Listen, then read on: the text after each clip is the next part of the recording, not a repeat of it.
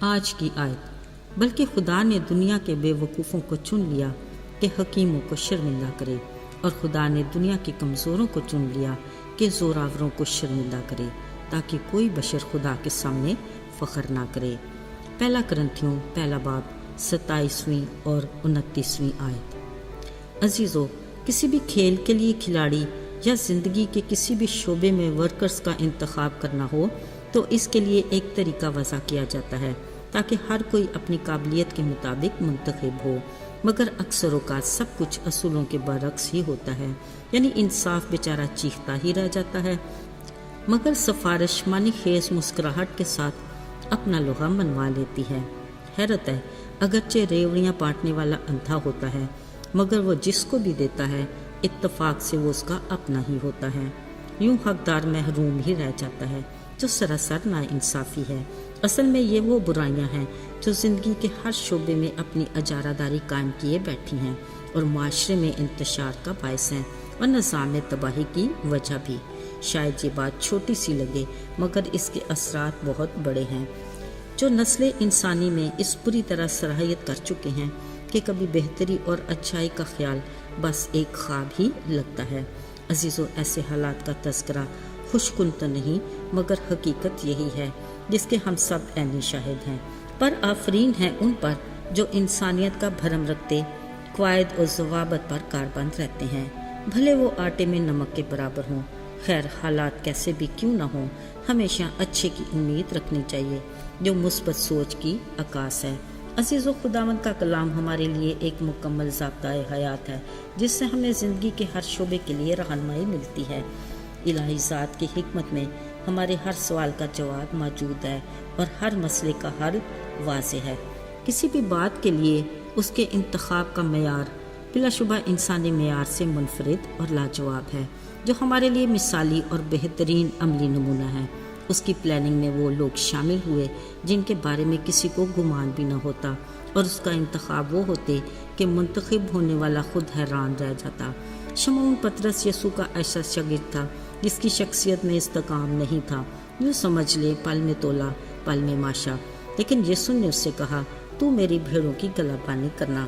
سو کلام مقدس کے مطابق وہ پطرس ہی تھا جس نے ابتدائی کلیسیا کی بنیاد رکھی اور اسے منظم کیا۔ عزیزو، سیموئیل نبی کی حیات میں کوئی بنی اسرائیل کا بادشاہ نہیں تھا، کیونکہ وہی خدا کی ہدایت پر قوم کی عدالت کرتا تھا، مگر جب وہ بوڑھا ہو گیا تو بنی اسرائیل نے اپنے لیے دوسری قوموں کی طرح ایک بادشاہ کا مطالبہ کیا جو ان کی عدالت کرے، ان کے آگے چلے اور ان کی طرف سے لڑائی بھی لڑے، اگرچہ اب تک خدا ہی ان کا بادشاہ تھا جو ان کے لیے سب کام کرتا تھا۔ سیموئیل نبی کو قوم کے بزرگوں کا یہ مطالبہ پسند نہ آیا، مگر خدا نے اس سے کہا، انہوں نے میری حقارت کی ہے نا، میں آگے کو ان کا بادشاہ نہ رہوں گا، سو تو ساؤل کو ان کے لیے بادشاہ مقرر کر۔ جب ساؤل کو اس بات کا پتہ چلا، اس نے کہا، میرا گھرانہ بنیامین کے قبیلے کے گھرانوں میں سب سے چھوٹا ہے، یہ کیسے ہو سکتا ہے؟ خیر، وہ جو کچھ بھی تھا خدا کا انتخاب تھا جس کو اسرائیلی قوم نے قبول کیا، اور وہ بنی اسرائیل قوم کا پہلا بادشاہ منتخب ہوا۔ عزیزو، اکثر اوقات اسرائیلی قوم پر ایسے دور بھی آئے جب وہ خدا کی نافرمانی کرتے تو خدا انہیں سزا کے طور پر غلامی میں لے جاتا، پھر جب خدا کی طرف رجوع کرتے تو اپنے زور بازو اور کمال قدرت سے انہیں بچا لیتا، جس سے آس پاس کے ملکوں میں اسرائیل کے خدا کو چلال ملتا۔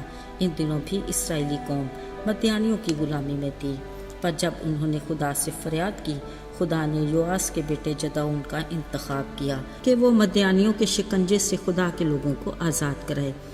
جب خدا نے اپنے فرشتے کے ذریعے جدعون کو اپنا پلان بتایا، اس نے کہا، آئے مالک، میں کس طرح تیری قوم کو بچاؤں؟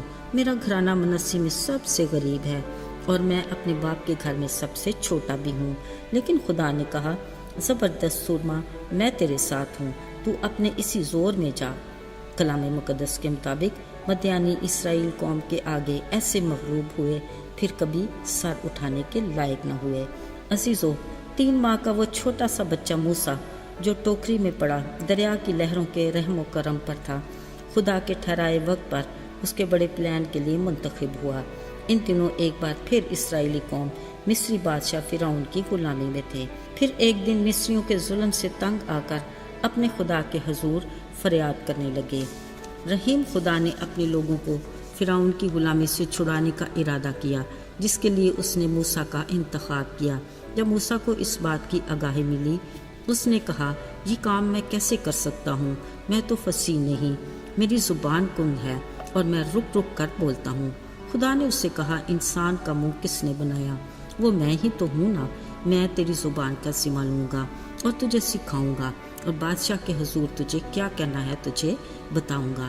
عزیزو، بالآخر یہی موسیٰ خدا کے پلان کے مطابق کئی بار مصر کے بادشاہ فرعون کے دربار میں جاتا رہا، اور پھر خدا کے ٹھہرائے وقت پر اسرائیلی قوم کو خداوند کے زور بازو اور اس کی قدرت کے سبب چھڑا لایا، جس کا کردار آج تک تاریخ میں ناقابل فراموش ہے۔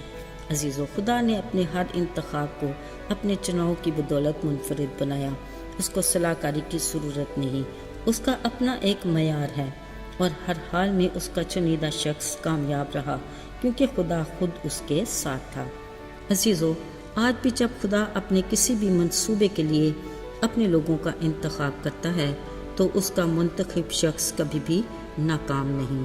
اگر ہم بھی اس کے چنیدہ لوگوں میں سے ہوں تو یقیناً ہم مبارک ہیں۔